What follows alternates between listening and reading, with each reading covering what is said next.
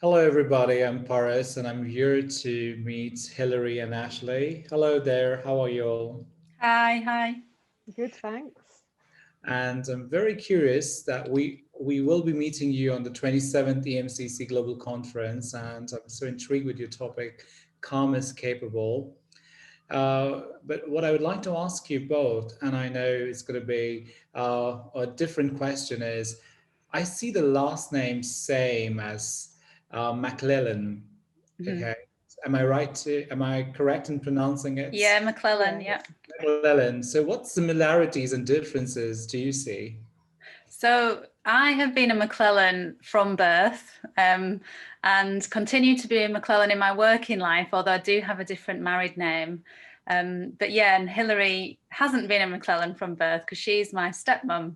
Okay. so I've only been a McLellan since I think the age of 35. So Wow. a lifetime, or still, but yeah, not since birth. I married Ashleigh's dad. And can I know a little bit about you both? What is the difference in Mm. context of your work and similarity in context of your work? Yeah, so I'm a clinical psychologist, and I, from a very young age, at the age of 15, knew that I wanted to go into something like clinical psychology. I was just fascinated by people and wanted to understand myself. And I ended up on a career trajectory doing psychology at Hull University. And then it's the only university in the country where you can go straight on to do the doctorate training in clinical psychology. So I qualified at the age of sort of 23 as a clinical psychologist and have been doing that work for 20 years, really. I started in the NHS during my training and yeah, then kind of have come to overlap a bit with Hilary's career more. So we had quite separate careers and they've come together in the last, just sort of the last few years, really. And I specialise in compassion focused therapy, and that attracted me for many reasons, for the theoretical underpinnings of it, of evolution and neuroscience and the wisdom of Buddhism and meditation practice, but mainly because it's for people who are highly self-critical. And I had always been someone who was very self-critical and quite perfectionist, and I found that CFT, compassion focused therapy, just gave so many insights and opportunities for change that it's just really helpful, and I kind of wanted to share it more broadly than just in the therapeutic world. Wow, that's great. Thank you for sharing that, Ashley. How about you, Hilary? Yeah, well, when I was 15, I was at full-time ballet school and had been since I was 10. So potentially going to have a career in ballet, but then at 16 I was told I was too tall, so that came to an end and I had no education.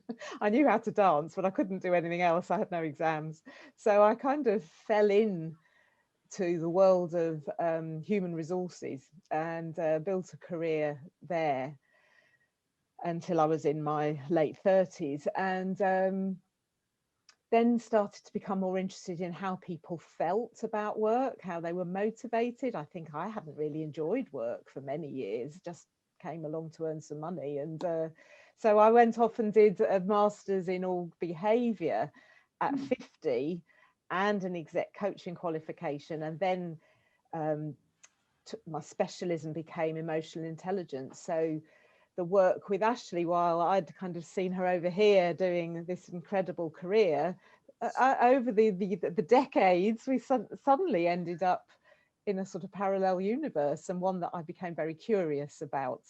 Yeah. Hmm, thank you. I think, and what I'm very curious to know that when you came together. So the question is, how was the chemistry, and how is the chemistry today?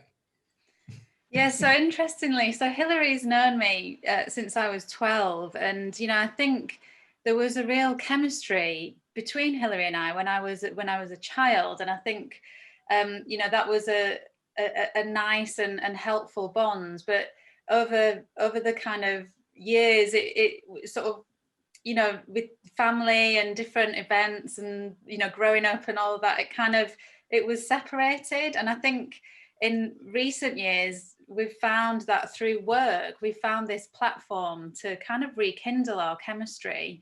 And it was only just like 2 or 3 years ago, as I was sort of stepping out of the NHS really, and wanting to go into a more of a team and coaching and organisational systemic setting, Heather and I did a team day together for which was the first time that we'd worked together, and it was kind of like, is this going to work, you know, stepmom and stepdaughter combo of doing this team day, and it really worked. There was a really good chemistry, and since then it has continued to flourish in you know, we've done lots of different avenues of work together. Wonderful, Ashleigh. How about you, Hilary? How do you see it? Yes, you know, one of the things I've noticed is that, yes, while life has kind of pulled us apart, that actually it's been so easy to rediscover that route, you know. And I notice when I work with her that I'm kind of thinking what she's going to say, and she says it, and it's like, oh yeah, I was going to say that. And so it's really brilliant. And the other thing that I've noticed is that when I was doing my coaching qualifications, it was absolutely rightly so talked about where your boundary is as a coach, you know, where you don't go if there's trauma, or, you know, you're out of your depth, so to speak. But of course, I started to get more curious about that, and I'd find myself ringing Ashleigh and going, so, you know, what do I do with this client? I don't want to pass them back to a GP. They've divulged something, you know. And we just found that we could create a sort of bridge between us for clients and for ourselves and our own professional development and understanding. You know, I sense so much of compassion, even now talking to both of you. I'm sure it's going to be great. And I'm so excited about the topic about calm is capable and training the mind for compassionate focus when coaching for behavioral change. What I'm very curious to check is, how has it helped you connecting with compassion?